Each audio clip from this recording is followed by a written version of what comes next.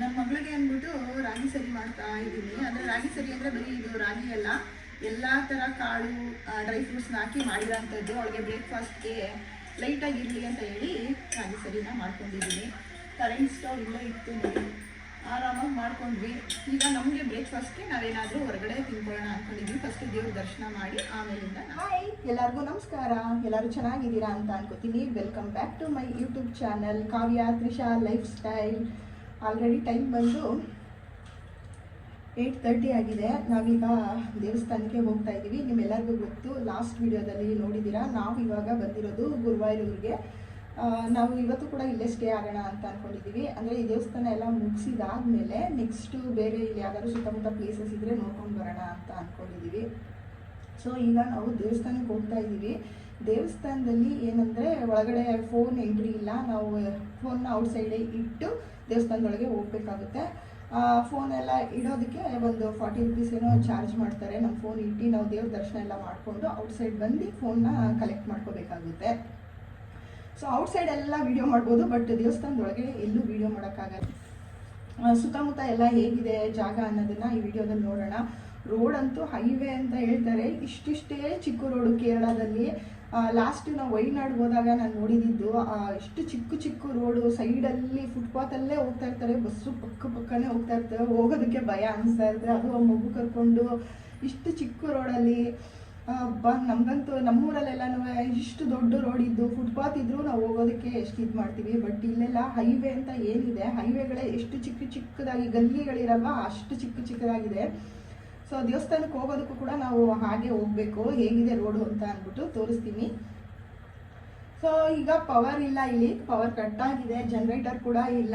So ನನ್ನ ಮಗಳು ಚಿನ್ನು ಬಾಯಿಲಿ ಬಾ ಚಿನ್ನು, ಅವಳಿಗೆ ವಿಡಿಯೋ ಮಾಡೋದೆಲ್ಲ ಇಂಟ್ರೆಸ್ಟೇ ಇಲ್ಲ. ಸೊ ಬರಲ್ಲ ಅಂತ ಹೇಳ್ತಾಳೆ. ಅವಳು ಕೂಡ ಟ್ರೆಡಿಷ್ನಲ್ ಡ್ರೆಸ್ಸಲ್ಲಿ ರೆಡಿ ಆಗಿದ್ದಾಳೆ. ನಾನು ಕೂಡ ಸಿಂಪಲ್ ಆಗಿರೋಂಥ ಸೊ ಲೈಟ್ ವೆಯ್ಟ್ ಆಗಿರೋಂಥ ಸಿಂಪಲ್ ಸೀರೆನೇ ತೊಗೊಂಡಿದ್ದೀನಿ. ನೋಡೋದಕ್ಕೆ ತುಂಬ ಚೆನ್ನಾಗಿದೆ. ಕಲರ್ ಕೂಡ ನನಗೆ ತುಂಬ ಇಷ್ಟ ಆಯಿತು, ಗ್ರೀನ್ ಕಲರ್. ಬಟ್ ಬ್ಲೌಸ್ ಇದಕ್ಕೆ ಮ್ಯಾಚ್ ಇಲ್ಲ. ನನಗೆ ಅರ್ಜೆಂಟಿಗೆ ಯಾವುದು ಬ್ಲೌಸ್ ಇದಕ್ಕೆ ಸ್ಟಿಚ್ ಮಾಡಿಸಿರಲಿಲ್ಲ ಅಂತ ಹೇಳಿ ಈ ಬ್ಲೌಸ್ನ ನಾನು ಹಾಕ್ಕೊಂಡಿದ್ದೀನಿ. ಹಾಗಿದ್ರೆ ಈಗ ದೇವಸ್ಥಾನದ ಹತ್ರ ಹೋಗೋಣ. ಸುತ್ತಮುತ್ತ ಜಾಗ ಎಲ್ಲ ಹೇಗಿದೆ ಅಂತ ನೋಡೋಣ. ಸದ್ಯಕ್ಕೆ ಇನ್ನೂ ಇಲ್ಲಿ ಪವರ್ ಬಂದಿಲ್ಲ, ಜನರೇಟರ್ ಕೂಡ ಆನ್ ಮಾಡಿಲ್ಲ. ಈಗ ಜಸ್ಟ್ ಒಂದು 5-10 ನಿಮಿಷ ಆಗಿದೆ. ನೋಡೋಣ, ಇನ್ನೊಂದು ಸ್ವಲ್ಪ ಹೊತ್ತು ಬಂದಿಲ್ಲ ಅಂದರೆ ಕೇಳೋಣ ಅಂತ ಅಂದ್ಕೊಂಡಿದ್ದೀನಿ. ಬನ್ನಿ ಹಾಗಿದ್ರೆ ಇಲ್ಲೆಲ್ಲ ಜಾಗ ಹೇಗಿದೆ, ಸುತ್ತಮುತ್ತ ದೇವಸ್ಥಾನ ಎಲ್ಲ ಹೇಗಿದೆ ಅಂತ ಅಂದ್ಬಿಟ್ಟು. ನಾವು ಹೇಗೆ ತಿರುಪತಿಗೆ ಹೋದರೆ ಎಲ್ಲ ಕೂಡಾಕಿ ಆಮೇಲೆ ದೇವರ ದರ್ಶನಕ್ಕೆ ಬಿಡ್ತಾರೋ, ಹಾಗೆ ಇಲ್ಲೂ ಕೂಡ ನೈಟು ನಾವು ದೇವಸ್ಥಾನಕ್ಕೆ ಹೋಗಿದ್ವಿ. ತುಂಬ ಲೇಟ್ ಆಗಿದೆ ಅಂತ ಗೊತ್ತಾಯಿತು. ಹಾಗಾಗಿ ದೇವಸ್ಥಾನ ಸುತ್ತ ರೌಂಡ್ ಪ್ರದಕ್ಷಿಣೆ ಎಲ್ಲ ಹಾಕಿ ದೇವಸ್ಥಾನದ ಹತ್ರ ಕೂತಿದ್ದು ಬಂದಿದ್ವಿ. ಈಗ ದೇವ್ರ ದರ್ಶನಕ್ಕೆ ಅಂತ ಹೊರಟಿದ್ದೀವಿ.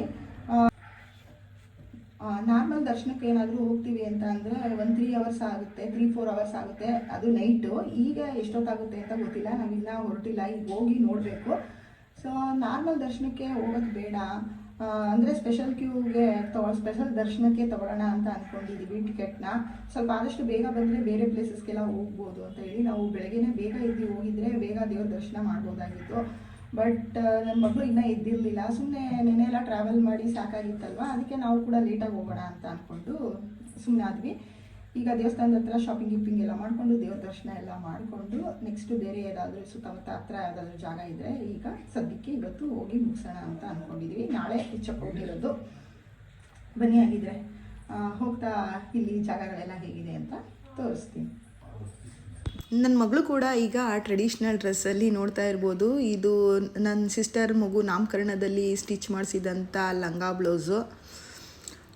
ಅವಳಿಗೆ ಲಂಗ ಬ್ಲೌಸ್ ಎಲ್ಲ ಹಾಕ್ಕೊಳ್ಳೋದು ಅಂದರೆ ತುಂಬ ಇಷ್ಟ. ದೇವಸ್ಥಾನಗಳಿಗಾದರೂ ಹಾಕೋಣ ಅಂತ ಹೇಳಿ ಹಾಕಿದ್ದೀನಿ. ನಾರ್ಮಲ್ ಟೈಮಲ್ಲಂತೂ ಹಾಕ್ಕೊಳ್ಳೋದಿಲ್ಲ. ಈ ಥರ ದೇವಸ್ಥಾನಗಳಿಗೆ ಬಂದಾದರೂ ಅಟ್ಲೀಸ್ಟ್ ಹಾಕ್ಕೊಳ್ಳೋಣ ಅಂತ ಹೇಳಿ ಹಾಕಿ ದೇವಸ್ಥಾನಕ್ಕೆ ಕರ್ಕೊಂಡು ಹೋಗ್ತಾ ಇದ್ದೀನಿ. ಹಾಗೆ ಸ್ಯಾರಿ ಹಾಕ್ಕೊಂಡಿದ್ದೆ ಅಂತ ಹೇಳಿ ಒಂದು ಇನ್ಸ್ಟಾಗ್ರಾಮ್ಗೆ ರೀಲ್ ಮಾಡೋಣ ಅಂತ ಹೇಳಿ ಒಂದು ವಿಡಿಯೋ ಕೂಡ ಮಾಡಿಸ್ಕೋತಾ ಇದ್ದೆ.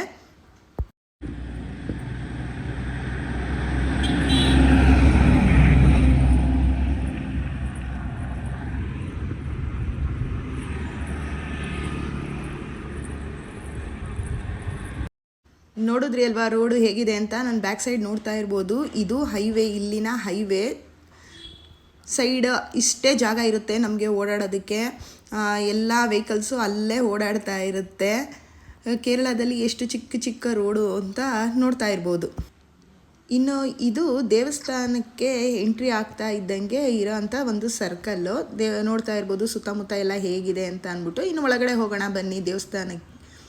ಇಲ್ಲಿಂದ ದೇವಸ್ಥಾನಕ್ಕೆ ಒಂದು 1/2 ಕಿಲೋಮೀಟರ್ ಅಷ್ಟು ನಡಿಬೇಕಾಗುತ್ತೆ. ಬಟ್ ಇಲ್ಲೆಲ್ಲ 2 ಸೈಡಲ್ಲೂ ನೀವು ಶಾಪಿಂಗ್ ಮಾಡ್ಬೋದು. ಎಲ್ಲ ಥರ ಒಂದು ಶೋ ಐಟಮ್ಸ್ ಆಗಿರ್ಬೋದು, ಕೇರಳದು ಡ್ರೆಸ್ ಯಾವ್ಯಾವ ಥರ ಚಿಕ್ಕ ಮಕ್ಕಳಿಗೆ, ಗಂಡು ಮಕ್ಕಳಿಗೆ, ಮತ್ತು ನಮಗೆ ಸೀರೆಗಳಾಗಿರ್ಬೋದು ಎಲ್ಲ ಥರನೂ ಸಿಗುತ್ತೆ. ಹೂಗಳು, ಹಣ್ಣು, ಪೂಜೆ ಸಾಮಾನಾಗಿರ್ಬೋದು, ಜೊತೆಗೆ ಮನೆಗೆ ಡೆಕೋರೇಟ್ ಐಟಮ್ಸು ಆ ಥರ ಎಲ್ಲನೂ ಇಲ್ಲಿ ಆ ಸೈಡ್ ಈ ಸೈಡ್ 2 ಕಡೆಯೂ ಶಾಪ್ಗಳನ್ನ ನೋಡ್ತಾ ಇರ್ಬೋದು. ಇನ್ನು ಇದರಿಂದ ಸ್ವಲ್ಪ ಮುಂದೆ ಹೋದರೆ ನಮಗೆ ದೇವಸ್ಥಾನ ಸಿಗುತ್ತೆ. ಬಟ್ ದೇವಸ್ಥಾನದ ಒಳಗಡೆ ಯಾವುದೇ ಥರ ವೀಡಿಯೋ ಮಾಡೋ ಹಾಗಿಲ್ಲ. ಇಲ್ಲಿ ಹಿತ್ತಾಳೆ ಸಾಮಾನಂತೂ ತುಂಬಾ ಫೇಮಸ್, ಎಲ್ಲ ಕಡೆ ಜಾಸ್ತಿ ಇದೆ.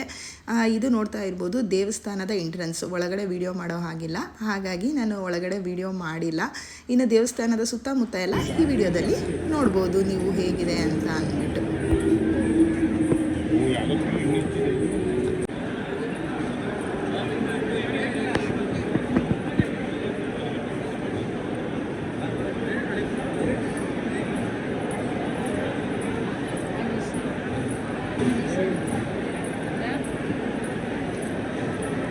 ಇನ್ನು ದೇವಸ್ಥಾನದ ಸುತ್ತಮುತ್ತ ಎಲ್ಲ ನೋಡಿದ್ರಿ, ಎಲ್ಲ ಕಡೆಯೂ ಫುಲ್ಲು ಕ್ರೌಡ್ ಆಗಿದೆ. ಸೊ ಹಾಗಾಗಿ ನಾವು ಸ್ಪೆಷಲ್ ಟಿಕೆಟ್ನ ತೊಗೊಂಡು ದೇವ್ರ ದರ್ಶನ ಮಾಡೋಣ ಅಂತ ಅಂದ್ಕೊಂಡಿದ್ದೀವಿ. ಕ್ಯೂವಲ್ಲಿ ನಿಂತರೆ ಸಂಜೆನೇ ಆಗುತ್ತೆ ಅಂತ ಅನ್ಕೋತೀನಿ. ಒಬ್ರಿಗೆ 1000 or 2000 ನನಗೆ ಸರಿಗೆ ಗೊತ್ತಿಲ್ಲ.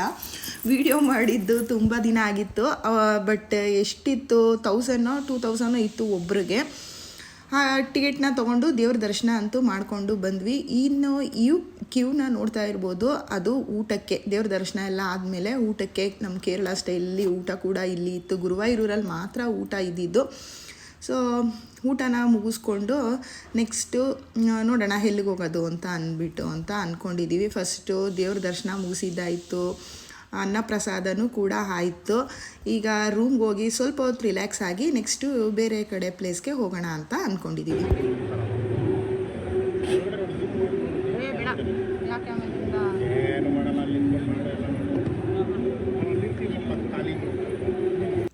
ಇನ್ನು ನನ್ನ ಮಗಳು ಲಂಗ ಬ್ಲೌಸ್ ಹಾಕಿದ್ರಿಂದ ಅವ್ರ ಪಪ್ಪ ಅವಳಿಗೆ ವಿಡಿಯೋ ಮಾಡ್ತಾಯಿದ್ಲು, ಫುಲ್ಲು ತಿರುಗ್ತಾಯಿದ್ಲು. ಅದು ಒಂದು ಫ್ಲವರ್ ಥರ ನೋಡಿ, ಆ ಥರ ಫ್ರಿಲ್ ಬರ್ತಿದ್ದಿದ್ದು ನೋಡಿ ಅವ್ರ ಅಪ್ಪನಿಗಂತೂ ತುಂಬ ಖುಷಿ ಇತ್ತು. ಅದಕ್ಕೆ ಒಂದು ವೀಡಿಯೋ ಮಾಡೋಣ ಅಂತ ಹೇಳಿ ಮಗಳಿಗೊಂದು ವೀಡಿಯೋ ಮಾಡಿದ್ರು. ದೇವಸ್ಥಾನ ಎಲ್ಲ ನೋಡಿದ್ರಿ ಅಲ್ವಾ. ನಾವಿವಾಗ ಒಂದು ಆನೆ ಕ್ಯಾಂಪ್ಗಳಿಗೆ ಬಂದಿದ್ದೀವಿ. ಇಲ್ಲಿ ಒಂದು ಸುಮಾರು 50 ಆನೆಗಳಿದ್ದಂತೆ. ಎಂಟ್ರೆನ್ಸ್ ಫೀಸ್ ಬಂದು ಒಬ್ರಿಗೆ 30 ರೂಪೀಸು. ಸೊ ಇಲ್ಲಿ ನೋಡಿ, ನಾನು ಇಲ್ಲೇ ಗಜರಾಜ ಈಗ ಸ್ಟಾರ್ಟಿಂಗ್ ಬರ್ತಾ ಇದ್ದಂಗೆ ಒಂದು ನೋಡಿದ್ವಿ, ಅಲ್ಲಿ ಆ ಸೈಡು 1-2 ಇದೆ.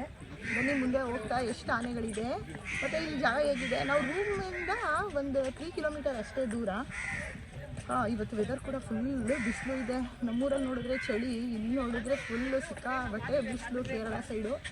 ಬನ್ನಿ ಆನೆಗಳು ನೋಡೋಣ.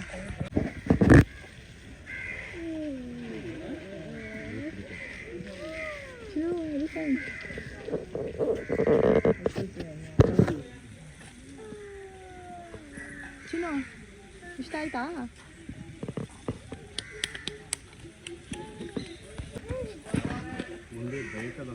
ಅಲ್ಲೊಂದು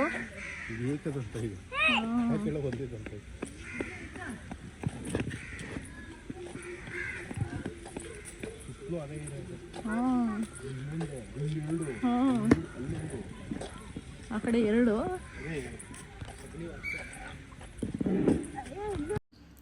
ಇನ್ನು ಒಳಗಡೆ ಹೋಗೋದಕ್ಕೆ ಎಂಟ್ರೆನ್ಸ್ ಫೀಸ್ ಬಂದು ಒಬ್ರಿಗೆ 50 ರೂಪೀಸ್ ಏನೋ ಇರುತ್ತೆ. ಎಷ್ಟೊತ್ತಾದರೂ ಇರ್ಬೋದು. ಒಂದು 50 ಆನೆಗಳಿದೆ. ಏನನ್ನೆಲ್ಲ ನೋಡಿಕೊಂಡು ವಾಕ್ ಮಾಡೋದಿರ್ಬೋದು, ಸ್ನಾನ ಮಾಡಿಸ್ತಾ ಇರೋದು ಎಲ್ಲನೂ ಕೂಡ ಕಣ್ ತುಂಬ ನೋಡ್ಬೋದು. ನಮ್ಮ ಗಜರಾಜನ್ಗೆ ಸ್ನಾನ ಕೂಡ ಮಾಡಿಸ್ತಿದ್ರು. ಇನ್ನು ನನ್ನ ಮಗಳಿಗಂತೂ ಆನೆ ಅಂದರೆ ಸಿಕ್ಕಾಬಟ್ಟೆ ಇಷ್ಟ. ಬಟ್ ಹತ್ರ ಹೋಗಿ ಫೋಟೋ ತೆಗೆಸ್ಕೊಳ್ಳೋ ಹಾಗಿಲ್ಲ. ನೋಡೋದಕ್ಕೇನು ಕೂಡ ಅವಳಿಗೆ ಹತ್ರದಿಂದ ಭಯ. ಬಟ್ ದೂರ ನಿಂತ್ಕೊಂಡು ತುಂಬಾ ಎಂಜಾಯ್ ಮಾಡ್ತಾ ಇದ್ದಾಳೆ. ಅವಳ ಫೇವ್ರೇಟು ಆನೆ ನೋಡಬೇಕು ಅಂತಲೇ ಹೇಳಿ ನಾವು ಬಂದಿರೋದು ಈ ಕೇರಳ ಟ್ರಿಪ್ಗಂತೂ.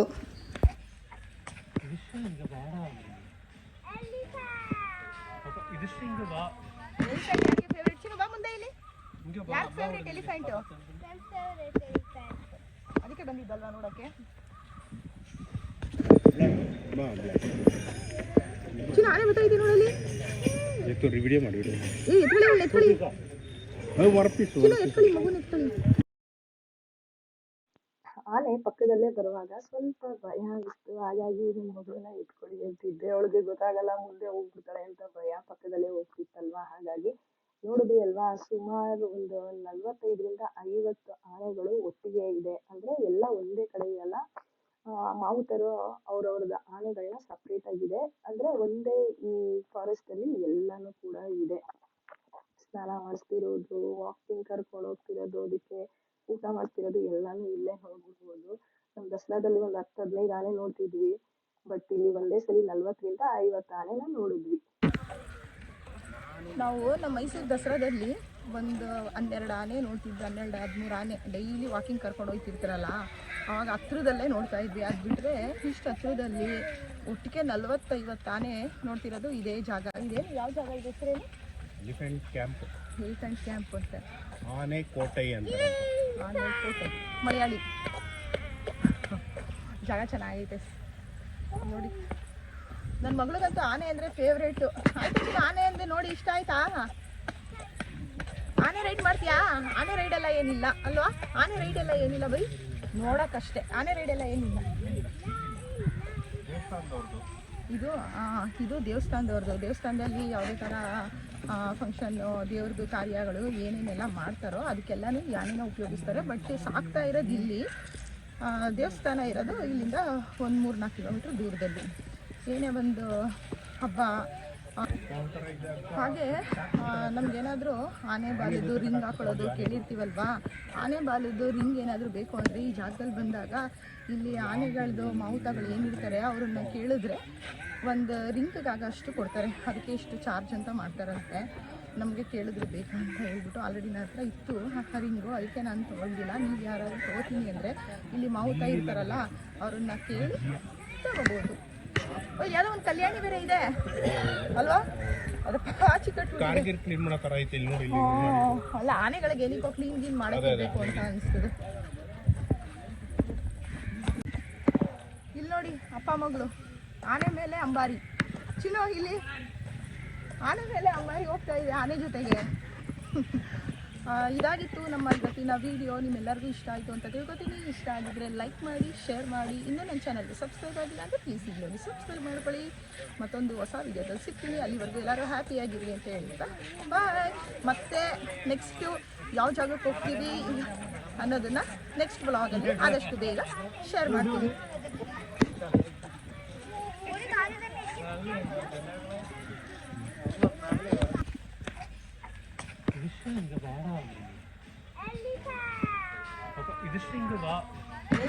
ಫೇವ್ರೇಟ್ ಚಿನ್ನು ಬಾ ಮುಂದೆ. ಇಲ್ಲಿ ಯಾರು ಫೇವ್ರೇಟ್ ಎಲಿಫೆಂಟು? ಅದಕ್ಕೆ ಬಂದಿದ್ದಲ್ವಾ ನೋಡೋಕ್ಕೆ.